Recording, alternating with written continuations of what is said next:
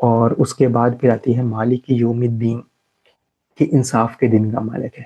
کہ اب اس کے اندر جو ہے وہ اللہ تعالیٰ نے جو ہے وہ کافی زیادہ اس کے اوپر ایک ڈالا ہے کہ اللہ تعالیٰ نے پہلے رحمت کا بیان کیا ہے، ہمیں ایک کانفیڈنس دلایا ہے کہ اللہ تعالیٰ بہت رحمان ہے، بہت رحیم ہے، بہت اتنا مشکل نہیں ہے اللہ تعالیٰ کے لیے یہ چیزیں. اللہ تعالیٰ نے آپ کو پوری زندگی ایک رحمت کے اندر رکھا ہے. تو اللہ تعالیٰ نے انصاف کے دن کا، ہر جو انصاف کا دن ہے، جو ڈے آف ججمنٹ ہے، اس دن بھی اللہ تعالیٰ رحمان اور رحیم ہی ہوں گے اپنے بندوں کے لیے، ٹھیک ہے، جو صحیح کام کریں گے، ٹھیک ہے. اور اسی طرح اللہ تعالیٰ نے اس کو جو ہے وہ آگے کنیکٹ کیا ہے.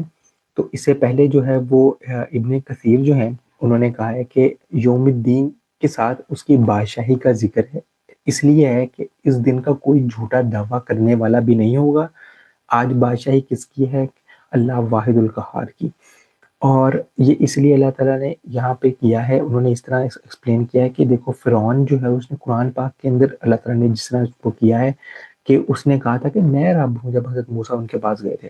اور آج کل بھی اس طرح ہی ہے کہ بہت سارے جو بڑے ہوتے ہیں، جو بڑے عہدوں پہ ہوتے ہیں، ان کو لگتا ہے کہ ہم بادشاہ ہیں. بٹ اللہ تعالیٰ اس دن سب کو بتائیں گے کہ ہاں اب آپ بادشاہ ہو، جب سب کے جھوٹے دعوے جو ہیں وہ سب کے کلیئر ہوں گے. تو اس کے بعد الرازی جو ہیں انہوں نے یہی جو میں نے بھی پہلے کنسیپٹ بتایا تھا کہ جو رحمت ہے آیت نمبر 3 کے اندر، اس کے بعد انصاف جو ہے اس کو اگلی آیت کے اندر رکھا گیا. تو وہ یہ اللہ تعالیٰ نے امید اور خوف مومن کے دل میں ساتھ ساتھ چلنے کے لیے کہا ہے کہ آپ کو یہ بھی نہ آنا چاہیے کہ جی میں بہت اچھا مسلم ہوں، میں بہت اچھا مومن بن گیا ہوں، میں نمازیں پڑھنے لگا ہوں. نہیں، آپ کے اندر ایک خوف رہنا چاہیے کہ آپ، یہ اللہ تعالیٰ نے امید اور خوف لازمی دیا ہے قرآن پاک کے اندر کہ یہ آپ نے رکھنا ہے، ٹھیک ہے. کیونکہ اگر آپ کے اندر خوف نہیں ہوگا تو پھر آپ کے اندر غرور پیدا ہو جائے گا کہ میرے سے ایسا کوئی اور چیز کوئی کچھ نہیں کر سکتا. تو یہی اس میں بہت امپورٹنٹ ہے. پھر آتی ہے ایاک نعبد و ایاک نستعین، کہ ہم تیری ہی عبادت کرتے ہیں اور تجھے سے مدد چاہتے ہیں، تجھے سے مدد مانگتے ہیں یا چاہتے ہیں. تو اس کے اندر جو ہے ابن کثیر جو ہیں انہوں نے کہا ہے کہ صرف تیری ہی ہم عبادت کرتے ہیں کا مطلب یہ ہے کہ ہم صرف تجھے کو خاص کرتے ہیں. یہ آیت خالص توحید کا اعلان ہے اور ہر شرک سے کھلی ہے کہ ہم نے صرف اللہ تعالیٰ کے سوا کسی کو نہیں مانگنا، کسی اور سے نہیں کرنا. اس لیے ایک حدیث ہے رسول وسلم کی کہ اگر آپ نے کوئی چیز بھی مانگنی ہے، حتیٰ کہ اپنے جوتے کا تسمہ بھی جو ہے وہ آپ نے مانگنا ہے تو وہ آپ نے اللہ تعالیٰ سے مانگنا ہے. تو اس کے اندر جو ہے وہ مطلب یہ مفہوم تھا حدیث کا، میں کنفرم بتایا. تو اس کے اندر اتنی ہے کہ اللہ تعالیٰ سے ہی مانگنا چاہیے. سب سے پہلے آپ کو جو مانگنا ہے وہ اللہ تعالیٰ سے مانگنا ہے، اس کے بعد پھر آپ کو آگے جانا چاہیے. پھر اللہ تعالیٰ آپ کو بتاتے ہیں کہ وہ چیز ٹھیک ہے کہ نہیں ٹھیک آپ کے لیے. تو اسی طرح پھر جو ابن کثیر ہیں انہوں نے صحیح مسلم کے ایک حدیث کو لیا ہوا ہے، اور کہ وہی جو پہلے کیا تھا کہ میں نے اس کو اپنے بندے کے درمیان میں آدھا اور آدھا بانٹ لیا ہے. اور اسی طرح جب میرے سے بندہ مانگتا ہے تو پھر میں اس کو کہتا ہوں کہ جو وہ مانگنا چاہتا ہے، جب اب اس نے میری مدد مانگی ہے، میرے سے مدد مانگی، تو جو وہ مانگنا چاہتا ہے میں اس کو دوں گا. تو یہ ایک درمیانی آیت کا، تو یہ پوری ایک وہ حدیث ہے، صحیح مسلم کی حدیث ہے. تو اس کے بعد ابن عاشور جو ہے انہوں نے کہا کہ سورت اچانک اللہ کے بارے میں بات کرنے سے اللہ سے بات کرنے کی طرف مڑ جاتی ہے. کہ یہ دیکھیں کہ کتنا اب یہ ہمارے ذہن سے ایک چیز نکل جاتی ہے کہ کس طرح مفسرین کتنی ڈیپتھ میں دیکھتے ہیں کہ دیکھیں اللہ تعالیٰ اپنے بارے میں بات کر رہے ہیں کہ الحمدللہ رب العالمین الرحمن الرحیم مالک یوم الدین، بٹ اچانک اللہ تعالیٰ نے وہ چینج کر دیا اور اپنے بندے کی طرف آ گیا کہ اب میرے بندے کو میرا اصل چہرہ پتہ چل گیا ہے، میرا اصل جو ہے وہ پتہ چل گیا کہ اللہ تعالیٰ ہیں کون. تو جب اس کو یہ پتہ چل جائے گا نا، پھر اس کو پتہ ہے کہ یار میں نے جو ہے وہ مدد کس سے مانگنی ہے. تو اب وہ جو ہے وہ پھر اللہ تعالیٰ کا کلیئر کنیکشن جو ہے وہ پھر اللہ تعالیٰ نے کلیئر کنیکشن بندے کے ساتھ کیا ہے. بیوٹیفل. تو یہ ابن شور کی تھی. اس کے بعد آتا ہے اہدنا الصراط المستقیم، تو کہ guidance to the straight path, ہم کو سیدھا راستہ دکھا. میں کہتا ہوں کہ یہ ایسی پہلے ہمیں لگتا تھا کہ ہمیں کوئی بھی چیز اللہ تعالیٰ، ہم نے ایاک نعبد و ایاک نستعین کہہ دیا، اب ہم کوئی بھی چیز مانگ سکتے ہیں. But the most important thing in life وہ یہی ہے کہ ہمیں سیدھا راستہ چاہیے. ہمیں جب آپ سیدھے راستے پہ ہوں گے نا تو آپ کے سامنے ہر ڈیفیکلٹی بھی آپ کے سامنے آسان ہوگی. ٹھیک ہے، وہ آپ کو آسان ہی نظر آئے گی. تو آپ کو ہر چیز کے اندر جو ہے نا وہ آپ کو ایک جو ہے وہ آسانی نظر آئے گی. اللہ تعالیٰ کی تعریف نظر آئے گی. اللہ تعالیٰ آپ کو اللہ تعالیٰ کے نام نظر آئیں گے کہ یار یہ ہو رہا ہے. تو وہ اسٹریٹ بات ہے.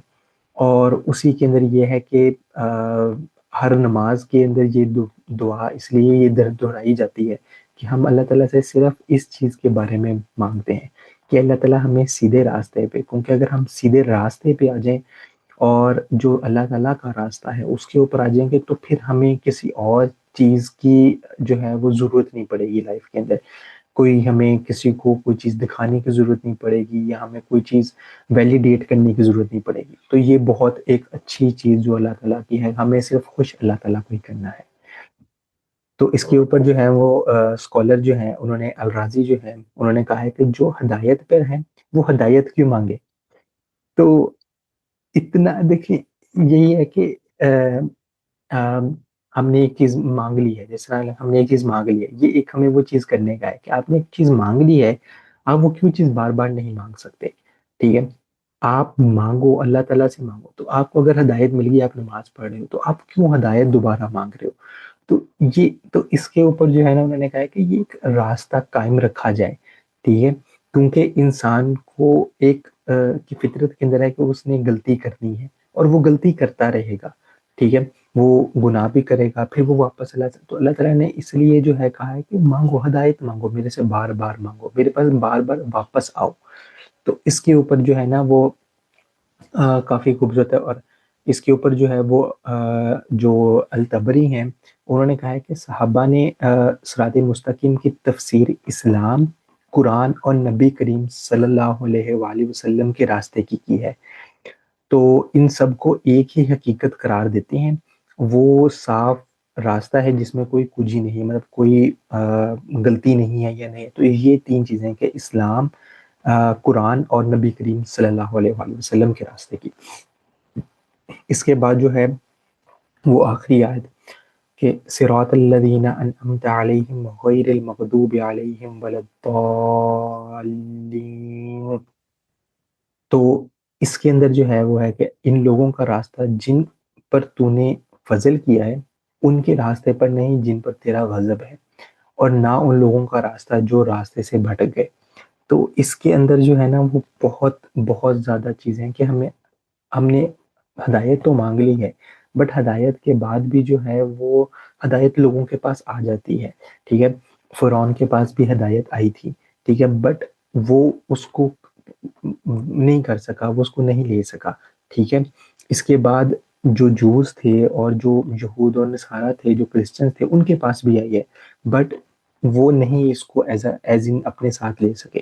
تو جو ابن کثیر ہے انہوں نے ترمذی کی ایک حدیث ہے اس کو کوٹ کیا حضور صلی اللہ علیہ وسلم سے کہ خود نبی کریم صلی اللہ علیہ وسلم نے مغضوب علیہم یہود ہیں اور ضالین نصارہ سے ہیں، اور یہ دونوں معروف مصالحے ہیں اور تبینہ ہے اس شخص کے لیے جو ان میں سے کسی راہ پر چل جانا مگر عمل نہ کرے. ٹھیک ہے، کہ آپ اسلام پر تو ہیں.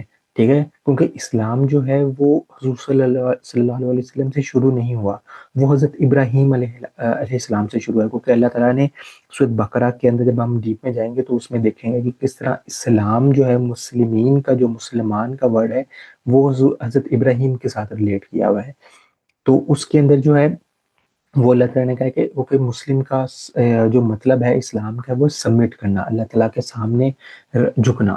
تو اس کے آگے کے یہود و نصارہ کے پاس بھی یہ چیزیں تھی، نالج تھا، بٹ وہ اس کو کر گئے، اس میں غلطیاں نکال دی، انہوں نے اپنا بنا لیا، بہت ساری چینجز بنا دی.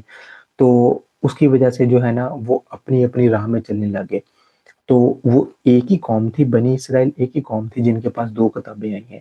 ٹھیک ہے، مگر وہ پھر بھی اس کو جو ہے وہ نہیں کر سکے، اور وہ اس میں بہت ساری غلطیاں جو ہے نا وہ کر دیں. اور اس کے بعد جو ہے وہ ابن کثیر نے ایک اور بخاری اور مسلم کی حدیث ہے اس کو کیا ہے کہ نبی کریم صلی اللہ علیہ وسلم نے فرمایا جب امام آمین کہتے ہیں تو تم بھی آمین کہو. جس کی آمین فرشتوں کی آمین سے مل گئی اس کے پچھلے گناہ معاف کر دیے جاتے ہیں. تو یہ بہت ڈیپ ایک چیز ہے کہ جب آپ مسجد کے اندر یا نماز پڑھے ہوتے ہیں تو اس ٹائم پہ آپ نے بڑے غور سے جو ہے وہ آپ نے امام کی جو ہے وہ آپ نے وہ سننی ہوتی ہے جو وہ قرات کر رہے ہوتے ہیں. تو جب امام قرات کو ختم کر لیتے ہیں اور وہ بھی آمین کہتے ہیں تو جیسے ہی وہ قرات ختم کرتے ہیں تو اس کے بعد آپ لازمی آمین کہیں. تو وہ آپ سلو آواز میں کہیں اونچی آواز میں کہیں مگر کہیں لازمی کہیں کیونکہ اگر آپ کی آمین اور فرشتوں کی آمین مل جاتی ہے تو یہ پچھلے گناہ. تو یہ ایک بڑی اچھی جو ہے وہ ایک دل کے اندر ہوتی ہے کہ یار چلو ہماری کچھ چیزیں ایسی ہیں جو ہم کر سکتے ہیں. تو یہ ایک چھوٹا سا اوور ویو تھا سورت فاتحہ کے اوپر. ابھی یہ صرف ایک مفسرین کا اور جو ان میں سے چیزیں میں نے اخذ کی ہیں وہ یہ ہیں مگر یہ ہے کہ اس میں سے بہت چیزیں اور نکالی جا سکتی ہیں. ٹھیک ہے مگر یہ بھی ٹائم ویڈیو تھوڑی اوپر ہو گئی ہے. ٹھیک ہے مگر یہ ہے کہ انشاءاللہ اسی طرح اسی ٹائم پیریڈ کے اندر کوشش کیا کریں گے کہ تھوڑا سا ڈیپ جایا کریں گے. باقی انشاءاللہ ٹائم کے ساتھ ساتھ جو ہے وہ اور چیزوں کو بھی دیکھا جائے گا. اور باقی انشاءاللہ ملتے ہیں نیکسٹ ویڈیو میں. اس ویڈیو کو لائک اینڈ سبسکرائب اور چینل کو سبسکرائب کر دیں اور انشاءاللہ ملتے ہیں نیکسٹ ویڈیو میں. اوکے اللہ حافظ.